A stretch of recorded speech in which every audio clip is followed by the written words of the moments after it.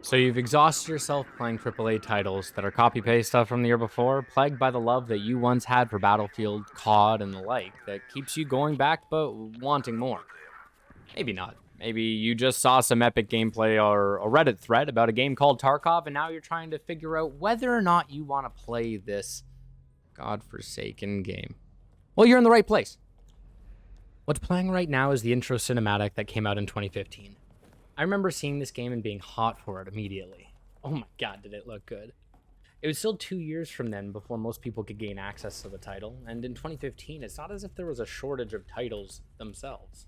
Grand Theft Auto 5, Metal Gear, The Phantom Pain, Journey, The Witcher 3, Bloodborne were all releasing, but for me, I wanted a deeper FPS. I wanted something else.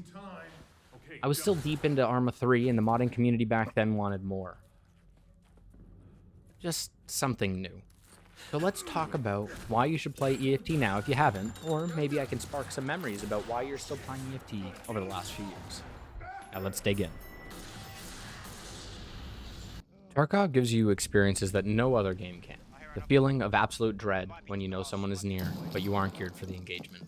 Or holding a quest item that if you die, you lose it, and going into a map you know is close quarters. Dying becomes all the more impactful. Like this video that was honestly just from yesterday, which did break me a little. Or finally completing that quest that you've been waiting to finish. Or stomping that 2 or 3 man as a solo and extracting with all of the gear. That happens far too rarely. But when it does happen, it's that experience itself, that feeling of accomplishment that only Tarkov truly gives you. And Tarkov communities are everywhere. Every streamer has a Discord, Sherpas are still alive, and if you need help, you can find it. There's a guide for every aspect of this game, so content is not short on how to progress. I wouldn't find the Reddit group, though. It's pretty toxic for the most part, and has a lot of complaining. But if you do find people to play with, it will certainly heighten the experience. That being said, I'm a solo main, and it's probably going to stay that way. Listening to people, though, one of the times that I have played with ones that know the game better than me, can be truly rewarding. I've had some great experiences helping others as well. Now, I have my nostalgia glasses on for Tarkov. I've been playing since 2017, and like an early adopter, somehow I have avoided cynicism on this game, but that's kind of besides the point. I want to break it down for you, at least for someone who has the some experience, but not too much, and someone who plays a little but not too much of Escape from Tarkov. So buckle in and enjoy. Now, I don't play Tarkov as much as top streamers, and I don't play as a mom or dad working 2 jobs with kids that can squeeze one raid in a week. I'm in the middle of both of those, because it seems like that's a balanced scale. I have a demanding job, and I play when I can or if I can. I've had Tarkov since 2017, and I've dumped around 2,500 hours into the game, a lot more than some, and again, a lot less than others. I run in sometimes, and I W key champion myself into the fights, and I win, but most of the times I die. I generally sit in a bush, and I die. I miss a lot of shots. I don't get Kappa, which is the big container, each wipe. And I sit at an average percent of around 50 or so for survival rating. I wear a heart rate monitor while playing, and this shit could quite literally put me in the hospital, but I come back for more. I love this game. So let's get into some of my thoughts over the years on Tarkov and why you should play it. Tarkov truly it's the shit. It also is shit. It's because of these things that just plague multiplayer games that make it shit, and we'll just cover those right now for the people that are a bit impatient. Yes, there are the audio bugs that you hear about in the forums and other problems. Hackers pop up here and there. They certainly are there in this game, and people try to find ways to buy and play on editions that get banned. Streamers that play the game that have a hardcore life replacement that is Tarkov, and a lot of squads that make playing this as a solo, it is difficult. And there is a portion of the game itself that, even though we call it beta, is unplayable for the average person. I'm talking about labs. No, streamers, the average person doesn't play labs. That is reserved for you. With that, here are some of the things for the people who aren't going to put in 40 to 80 hours a week. Tarkov is an abusive relationship that has more good than bad. but when it's bad, it may cause you a bit of trauma. The game is not easy, it's hard, and it is certainly rewarding. I mean, there is something, and not to digress too far, but when you kill that Timmy or Chad, whoever it is, after you've been on a 10 death streak, and you take all that loot out, that's a rush. That is a rush. Why is Tarkov so amazing? I mean, it's exactly why we talked about it at the start. It's the opposite of a AAA studio creating a game that it seems like they truly care about. It's unique, complex, relentless, it's beautiful, and it's constantly updated. Yes, I know, waiting for a 0.12 to 0.13 release takes a year, and Streets has been, 5 years in development, but I'll be damned if I say that this game does not come out with more content than most AAA games combined. You've got multiple maps that you're playing on. We're going to get there in a second. Anyways. If you played Tarkov or you're thinking about getting into it, please do drop a like, subscribe, comment. I know I'm asking a lot here, but there's going to be a lot of gameplay. So, I mean, you're going to stick around for something. And if you want to tune in and talk live, we play on Twitch and YouTube Tuesdays and Thursdays, 8 to 12 o'clock Eastern, sometimes later. But keep comments in the clean, and let's chat about the game. Do you like Tarkov? Have you played it, or are you thinking about picking it up? We recently just saw the release of COD DMZ come out, and Hazard Zone, but neither of those capture the Tarkov ambiance that is this game. And they weren't really trying to, but they were trying to get in at least on the extraction shooter concept. You've also got games like Marauders, Cycle Frontier. Marauders is one that I personally really like, and it appeals to the side of Tarkov that Tarkov doesn't do well, which is accessibility for new players. I also really like DMZ, but it definitely doesn't scratch the itch that we all come to Tarkov for, which is that true feeling of loss that comes with each game. The feeling of, do I want to even load in with my PMC this raid, or should I just do another scav run, because then I can just say fuck it and turn my brain off for a little bit. I mean, those options are there, but that is one reason why playing a DMZ is sometimes more fun, because it's just arcadey. I digress. Why you should get it now? And this is a big question. Should you have got Tarkov earlier or get it now? And I've again played through every iteration and every single wipe. I don't think I've missed one. But they did just release 0.13. It is still considered in beta, but again, the content that's available, it's no longer a beta. Aside from balancing, which is what a beta is truly used for anyways, the game is in its full release at this point. So it's figuring things out like that. 0.13 just released, and within that this year, we're also supposed to be getting the Tarkov Arena. The audio fixes are at least started to go in, which from someone who's played for a long time is very welcome. And the majority of the questing system is at least in as well, so that they can fine-tune how wipes and progress are going to be catered to the audience and the players over the full release of this game.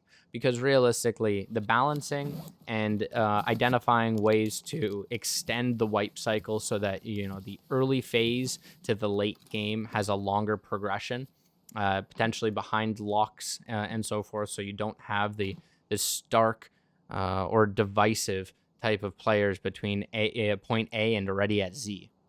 One of the most damning portions of Tarkov is learning the gunplay without being able to fire a shot at the enemy. I mean, you can go in with all the guns you want, but if you end up getting shot from across the map and you don't know where players are, that's going to hurt the experience. Fortunately, the arena, when it does come out, that's also going to be providing an aid here, because you can do your death matches then. You can go in, see what your guns play like, feel like, and when you go in for one of those raids where you actually have that sense of loss, you're going to know how to play the game. So all of these things are starting to stack up right now that is making the game far more accessible than it has been in the past. And it definitely is driving appeal to more. I mean, take a look at the Twitch viewership. What were we at? 500,000 concurrent viewers at some point? It was insane.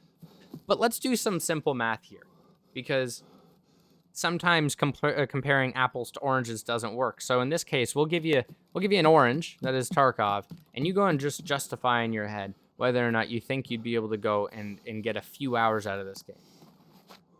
This is kind of how I justify games in my head when I'm going to buy them. Am I going to get the $60 or $70 price tag worth in hours? And then based off of that, usually can make my decision, because it'll be worth it or not. World of Warcraft. I think I spent my entire high school in World of Warcraft, and I'll be damned. That was subscription well spent. Maybe not in hindsight. I don't know. What other games provide this amount of content? You've got a feeling that, and this is the first time you kill a Timmy or a Chad that we were going back to. That feeling of when you finish your 10 death streak with 1 win. That rivals first time you had sex. It does. It doesn't. Okay, it doesn't. Gorgeous graphics. Impactful day and night cycle that truly does change the way that the game plays. Slaughtering Timmys that, sorry, we're back to that. VoIP, voice over internet. The fact that you can talk to players is just, it makes for scenarios that you could not script. It's beautiful. Online multiplayer, and for the most part, the netcode is actually pretty solid, and that's why this is a good time to join, because it's had some rough patches in the past. Online multiplayer with, oh my god, we're going up against dozens of squads of 5 now, so I think we're up 20. I think Streets might have up to 40 players, which is insane. Realistic and hardcore as the kind of baseline for what this game is supposed to be. A complex looting system, complex inventory system, movement system, guns, and holy shit, so many guns. I think we've got 10 AKs at this point.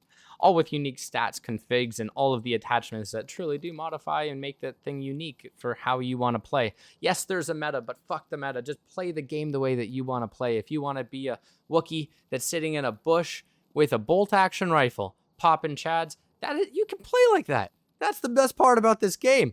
A full stat-based system and skills that you can level up. Ammo that is unique and impacts the gameplay and is absolutely, probably one of the most damning, but also better factors of this game in the way that you can take people out or, mess yourself up by not realizing what bullet was chambered. AI that I personally think is great. It's always been tweaked, but it can use more tweaking. Bosses that are there and they roam the maps and are on specific areas, but those also, they need tweaking, but they're there. You've got bosses. Awesome. Armor systems. That, oh my god, so much loot. We're back to loot. Weight systems, food and water management, medical systems, quests, tasks, events, lore, and movies that, honestly, the developers are all the actors in the movies, and each one, I think that they're some of the best war-style action flicks that I've seen in a long time. I mean, they're heartbreaking at times. Crafting in your hideout, and don't get, oh my god, the hideout, everything that you do, now there's a gym. What more can you ask for? You don't even need to work out in your home anymore. You just work out in Tarkov. And the head of the studio makes the music for this game. 10 out of 10. And every time I turn on the game, it sounds great.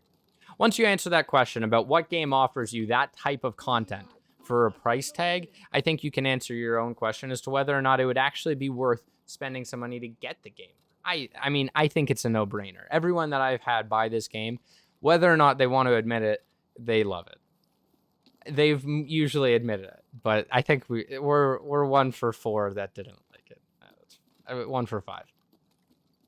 I mean, I've got one friend that loves this game just because it's a Tetris simulator.